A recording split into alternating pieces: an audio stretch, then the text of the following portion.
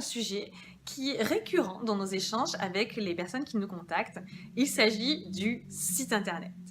Très souvent, on a affaire à des personnes qui ne sont pas contentes de leur site internet parce qu'il n'a pas de visibilité, parce qu'ils ne savent pas l'utiliser, parce qu'ils ne se reconnaissent pas dans l'image de leur site internet, et puis parce que finalement il est très éloigné de l'idée qu'ils en avaient au départ. Donc ce sont vraiment des thèmes récurrents qui reviennent, des doléances récurrentes qui reviennent dans nos échanges avec les dirigeants qui font appel à nous.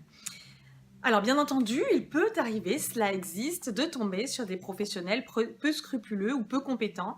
Néanmoins, on ne peut pas leur faire porter la responsabilité de chaque échec ou du moins de chaque sentiment d'insatisfaction des personnes avec qui ils collaborent et des personnes en tout cas qui arrivent chez nous et qui se plaignent de leur site internet. Alors pourquoi ce sentiment de frustration et pourquoi on en est arrivé là? On va essayer d'en parler dans cette vidéo et surtout comment en sortir. La plupart du temps, personne n'a vraiment raison ou vraiment tort. C'est tout simplement un problème de compréhension entre les deux mondes, celui des entrepreneurs et des dirigeants et celui des techniciens au sens large, qu'ils soient web designers qui sont plutôt créatifs et des web développeurs.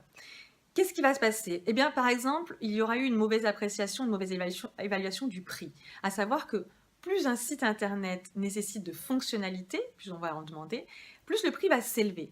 Et que parfois, ce qui va se produire, c'est que pour avoir un prix plus bas, on va enlever certaines fonctionnalités, ou du moins le prestataire va, de son chef, enlever certaines fonctionnalités pour avoir un prix plus attractif. Et à la sortie, le site internet sera conforme au devis, mais non conforme à ce que le dirigeant en attendait, notamment parce qu'il n'a peut-être pas expressément spécifié ses besoins et ses demandes. Par ailleurs, il faut avoir à l'esprit que les développeurs web, les webmasters, sont des personnes bien souvent issues d'un milieu technique et assurent les prestations de très haut niveau, mais ce ne sont pas des marketeurs. Donc c'est un petit peu comme si vous demandiez à votre imprimeur d'écrire votre livre, il en sera incapable, ou du moins pas au niveau où vous l'attendez. Un problème récurrent que l'on rencontre, c'est que finalement le site internet a été créé et a été pensé comme une finalité au lieu d'être vu comme un moyen. Je m'explique. Très souvent, dans une volonté d'aller vite, le site internet a émergé sans que la stratégie ait été pensée au préalable, c'est-à-dire sans que des objectifs aient été fixés préalablement.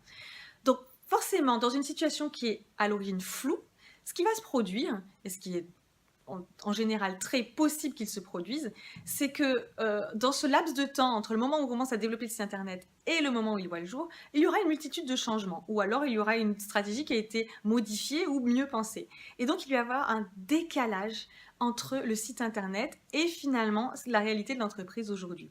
Ça, c'est une situation que l'on rencontre très souvent. Manque de préparation et puis surtout manque de vision et d'objectifs que l'on affecte au site internet. Un parallèle au problème précédemment énoncé, c'est une vision souvent un peu trop court terme du site internet. C'est pour ça d'ailleurs qu'on le vit souvent comme une dépense plutôt que de le voir comme un investissement. Je m'entends. Un site internet a une durée de vie, certes limitée, normalement c'est pas 10 ans bien entendu, mais pas de 6 mois. Donc votre site internet doit être envisagé dans le temps. Et qui dit envisagé dans le temps, dit que vous devez prévoir à l'avance, anticiper quels pourraient être vos besoins et vos attentes de votre site internet. Et ce n'est qu'à partir de là que vous pourrez réellement bien le préparer, le définir et transmettre ces besoins à votre prestataire qui, dans ces cas-là, pourra assurer le travail de manière bien plus optimale et du moins bien plus conforme à vos attentes. Donc c'est certainement là la clé de la réussite, ou une des clés de la réussite d'un site internet, c'est d'avoir défini des objectifs et bien sûr tout le cadre et tout l'environnement qui doit aller autour, à savoir vos cibles, à qui vous voulez vous adresser, les messages clés. Et là seulement, il pourra vous ressembler et là seulement, il pourra répondre à vos attentes. Si on doit résumer en 5 points, les clés de la réussite pour avoir un site internet qui vous correspond et qui vous donne satisfaction. 1. Définissez des objectifs. Que doit accomplir votre site internet? 2. Traduisez ces objectifs en stratégie. 3. Énumérez les fonctionnalités dont vous allez avoir besoin pour ça, c'est-à-dire traduisez de manière fonctionnelle. 4. Vous formalisez tout cela dans un document. Personne n'est capable de lire dans votre tête. Et 5. Communiquez avec votre prestataire ou avec les prestataires si vous faites une consultation. Et vous verrez que cela se passera beaucoup mieux. Alors oui, tout cela demande du temps, c'est vrai, et certaines compétences, notamment en marketing. Dites-vous bien quand même que le temps qui est consacré vous permettra d'avoir un investissement qui est optimisé. C'est-à-dire qu'au lieu de perdre de l'argent à faire un site internet, vous allez avoir un site internet qui vous rapporte de l'argent et ça fera toute la différence.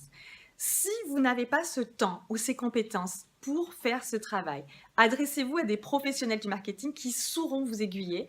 C'est une mission, c'est un type de mission que nous assurons chaque jour pour de nombreux clients de toutes les industries. Donc n'hésitez pas à nous contacter si vous avez ce besoin et si vous souhaitez qu'on en parle.